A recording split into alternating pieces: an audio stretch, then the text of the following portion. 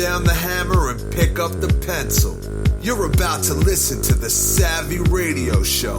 Learn from real-life real estate investors, experience revealed with the Savvy Landlord as your host. Hello, Savvy investors.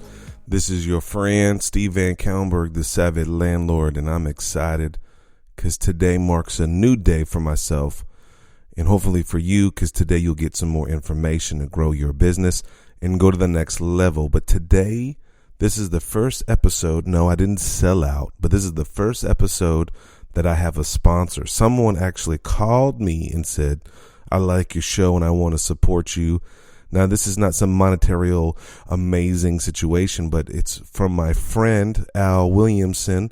Airbnb Landlord is sponsoring the next couple of episodes or the next couple of weeks. And I'm just super stoked on that. And it's perfect timing because it's exit strategy. So, for example, when I buy a property, the first thing that comes to my mind is, what am I going to do with it? What's the worst case scenario? I know that sounds kind of morbid or negative, but what am I going to do with it if this doesn't happen? If this doesn't happen? In this episode, it's going to get crazy because we're going to talk about all that jazz. But one of the things that I'm doing right now is like, I always think of, I'm going to buy and hold. You know, I'm an investor. I need cash flow. What's my end game? And so I've been dabbling in Airbnb. That's why I have connected with Al Williamson for a while, for years actually, and he's been helping me, and I've got a condo online, and it's going well. But that may be one of your main exit strategies. So me is buy and hold, if I can buy and hold. And my new strategy right now is Airbnb. And if Airbnb doesn't work out, this hot wave and things, regulation, and, you know, think government starts cramping down on this stuff, then I'm going to go back to my buy and hold. And if my buy and hold strategy doesn't work, then I'm going to go to another avenue. So anyway, so that's my little love and connection to my sponsor. All right. So when you're thinking about real estate, obviously the great thing about real estate is that you have options. You know, when you go a stock market and you put money in the stock market and the guy, has an affair, the CEO, you're in the stock plummets, you have no goal. I mean, you have no control. In real estate, you have options. You can hold on to it, take a loss, sell it. And so we're going to cover all those things. So you got to look at it in a different aspect, kind of look at it as a relationship that you have, say with your boyfriend or girlfriend. Everything is G'd up, amazing in the beginning. Like, I'm going to marry this person. I remember being a young man and dating people, and it just right out the gate, I'm going to marry this one. And then I had to slow down. And then one of my roommates back then was like, okay, buddy, you got to do the 2-year rule. I'm like, what in the world is the 2-year rule? You don't know anyone within 2 years. And so then I really thought about that. And then, you have relationships in business and they don't last as long. We're all G'd up. That's why you have documents that have expectations. They're going to do this, you're going to do that. And if you don't comply with those, then the partnership is dissolved. And so you got to think of that in real estate. The way I think today is not necessarily what it was before. And I believe things will change when your experience or your education will change and your experiences. I know that people would not do Airbnb, but then they are doing it now and vice versa. So anyway, so hopefully that makes sense. So, but I always, for my first exit strategy, or it's not even an exit strategy, it's the first thing I want to do is I want to buy and hold. Okay. So, and the next thing is, as a real estate investor, I always think about what's the profitability, what's the goal here, what am I trying to do if the property becomes a headache, when I mean a ghetto tenant or I'm having some conflicts with the tenant, what's the profitability here? It's not that before it was like, man, I own X amount of units, or I own so many units so I can borrow more money. Remember, this is a business, it's profitability. And your exit strategies need to change and reflect that as you're going down the road. All right, so enough of that information. So again, I'm always going to base everything on I want to buy and hold. Now, when I go look at a property, and if it doesn't kind of go down the way I want it to, can I flip it? Can I make a profit on it? Okay. Another scenario, another exit strategy is that you're buying it as a flip, but it's not going well as you thought it would go well. So you turn that flip into a rental. That's another exit strategy. So another exit strategy is you're going to hold on to this thing. And so this is a scenario. This is one of my very first properties that I bought. I bought it turnkey operation. Anything that says turnkey, don't deal with it. But I bought this property. It's one of my very first ones. Banks were just giving me money. Everything was great. But I wasn't cash flowing when I started really adding in repairs and insurance and taxes. And, back then I just wanted to buy assets. And I still have that vigor now. But the point is, I was only making $25 a month. And I was like, man, I'm losing money. This sucks. And when I'm saying $25, that's not me driving over there talking to the tenant. So in reality, if I was paying myself, I was losing money. And then I talked to my mentor one day and I'm like, man, I suck as a real estate investor. And he's like, bro, you're making money. And I'm like, no, I'm not. I'm only making $25 a day. And when the window unit AC breaks out for a couple $100, that's several months of profit. I'm not making money. I don't see how I'm going to make money. He's like, no, you're making money. That tenant is paying down your principal. And I was like, when you think of it as a long-term investment, as an exit strategy, like you're just going to hold on hell or high water, it becomes an easy exit strategy. But the cool thing is that property that I'm just mentioning, I eventually refinanced that out, pulled out all the equity over 10 years and used that to reinvest. Another strategy, and when you're considering what am I going to do with this thing, is just cash out. You buy it right, $100,000 property, get it for $50,000, hold on to it, get a 75-80% refi, get cash out. That is an exit strategy. Another strategy that I do is like I buy, let's say, low income properties for the cash, okay, just as a cash flow buy. But I may buy another property, like $100,000 property in a really nice neighborhood, and I'm not only cash flowing $100,000. Maybe in the low income area, I'm cash flowing $300,000.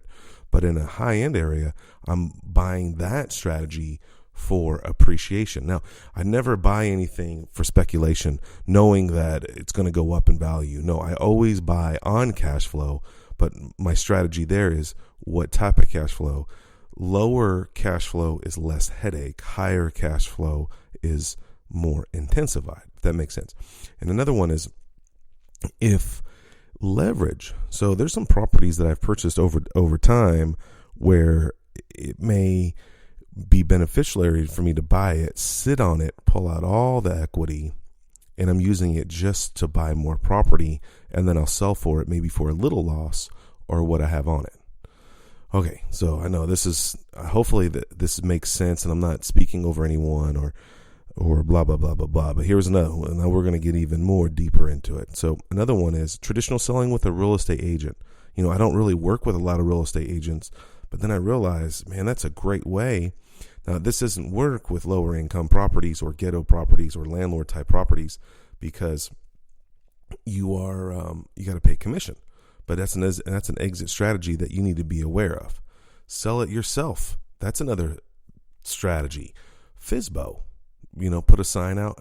I'd be amazed. I used to never do that until I met a friend of mine, Thomas Morgan. Put a sign out, create a party. Sure enough, I did. I put a sign out there. It created a party. Interesting. Hopefully my microphone popping here is not too bad for you. I'm in a new studio trying to make it work. Using lease option is another strategy. And so there are some real estate investors, that's what they do. They buy property at a really low amount and resell it on lease option for almost double. That is a strategy. Now, that's just an exit strategy in my case, but that may be your first number one strategy. For me, that seems a little riskful or a lot of headache, but for some real estate investors, man, that is what they do. They buy ghetto properties, don't put any work on it, turn around, sell it on terms, $1,000 down, $2,000 down, and boom, you're out. Another strategy, and that's just a lease option. So it's like a contract for deed or pay as you go. Another one is selling with owner finance. Okay. So that's kind of a strategy that I use sometimes, is that I'm basically done with the property altogether, depreciated it down as far as I could think I can get with it. I'm done maintenance. I'm like, it's going to need a roof pretty soon. That's an exit strategy. I'm going to sell it on owner finance. Another exit strategy I wish I would have considered a while back, and still kind of new on this one, but 1031 exchanges. Woo! 1031 exchanges are extremely powerful. You can Google it up. There's a Rich Dad Poor Dad advisor series. I can't remember if it's Garrett, but he goes into, it's the loopholes of real estate. It's a pretty decent book.